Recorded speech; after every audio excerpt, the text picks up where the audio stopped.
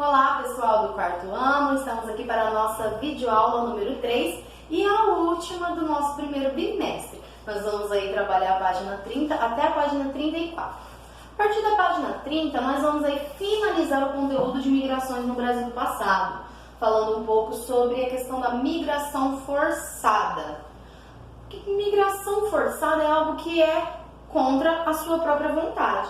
E nós sabemos que na história do nosso país, no início dele, quando os portugueses vieram para cá e começaram a colonizar, eles trouxeram lá do continente africano muitos e muitos africanos para trabalharem como escravos. Então esses africanos eles foram trazidos para o nosso país contra a sua própria vontade. E isso se classifica como migração forçada, né? Eles vieram para cá contra a sua vontade para trabalhar de uma maneira totalmente errada, escravos, sem ter direito nenhum, sendo agredidos, né? Foi uma condição muito difícil e a luta deles foi longa até que eles conseguissem se libertar disso.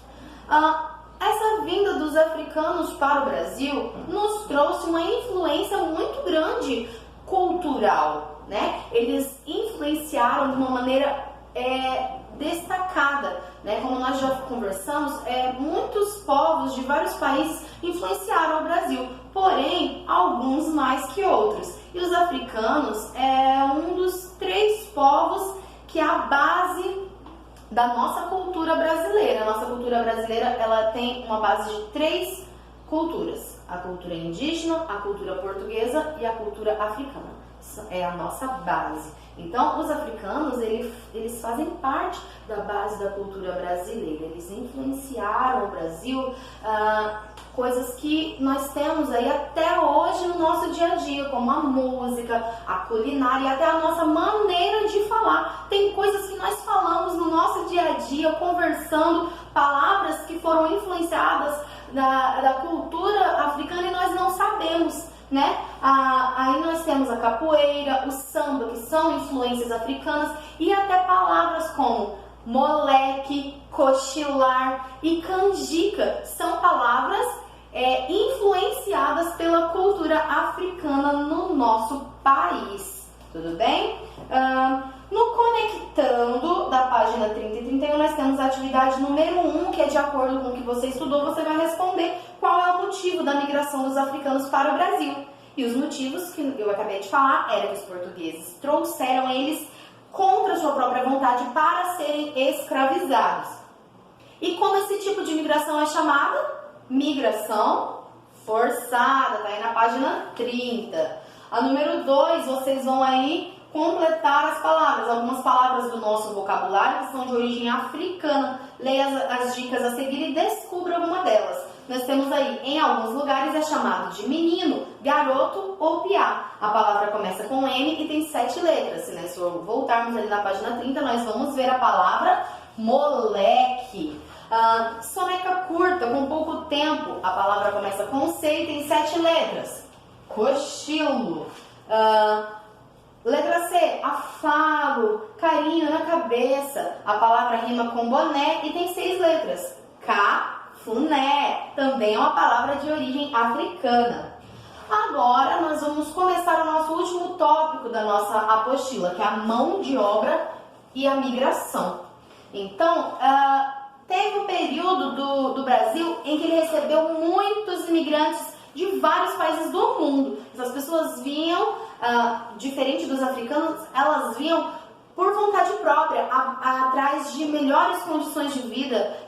Lá em vários países tinham anúncios do Brasil. O Brasil estava anunciando que tinha muitas riquezas a serem exploradas nas nossas terras, muitas oportunidades de emprego.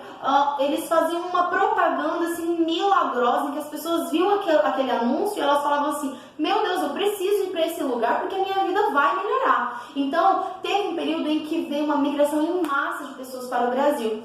Pessoas italianos, japoneses, holandeses, né? E eles vinham para cá para trabalhar. E muitas dessas pessoas enfrentavam dificuldades quando chegavam aqui. Por quê?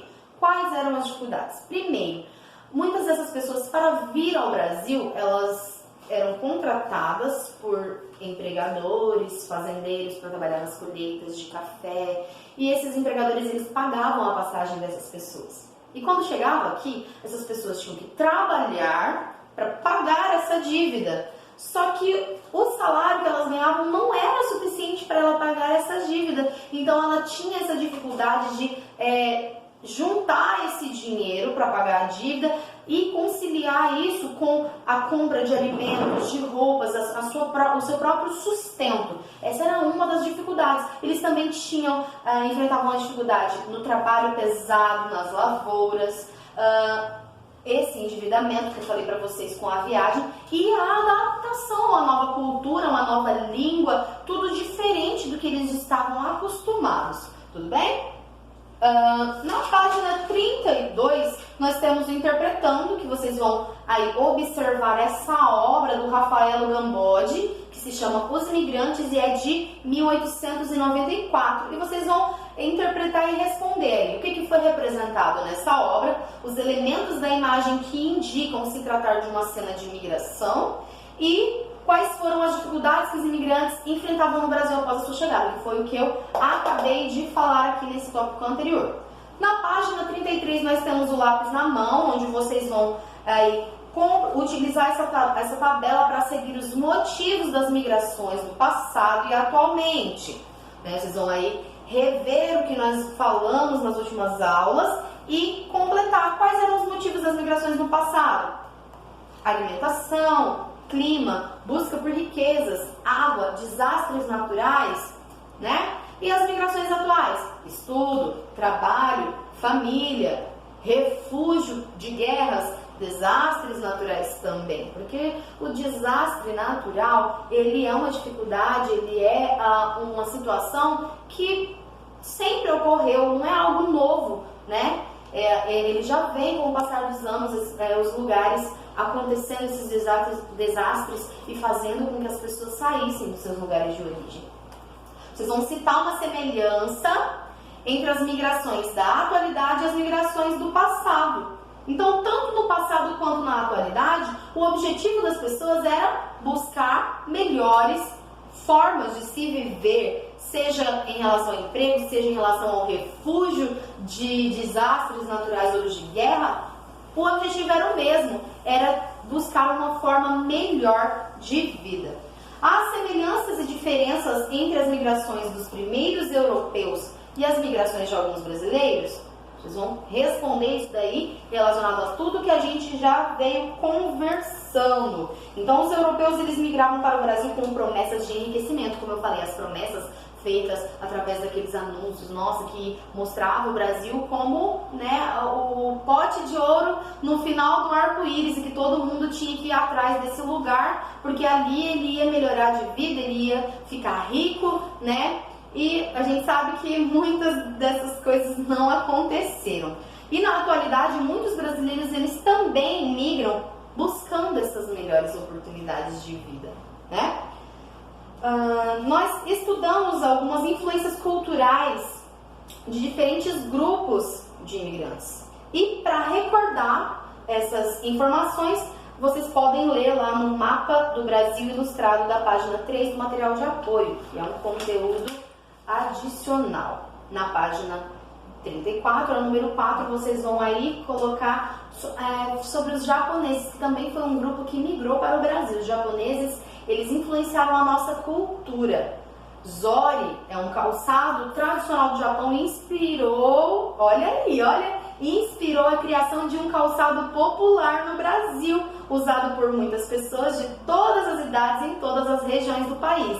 Então, o Zori é um calçado tradicional do Japão, ele influenciou na criação do chinelo de dedo, né? Mais conhecido é o nosso famosinho Havaiana, né? Então, esse chinelo que você usa aí dentro da sua casa, no seu dia a dia, ele é uma influência da cultura japonesa no nosso país. Olha que interessante.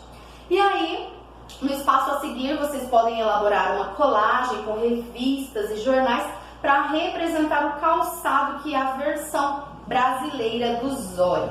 E, por último, na número 5, vocês vão colocar as diferenças culturais entre os imigrantes que precisam ser respeitadas. Você concorda com essa afirmação?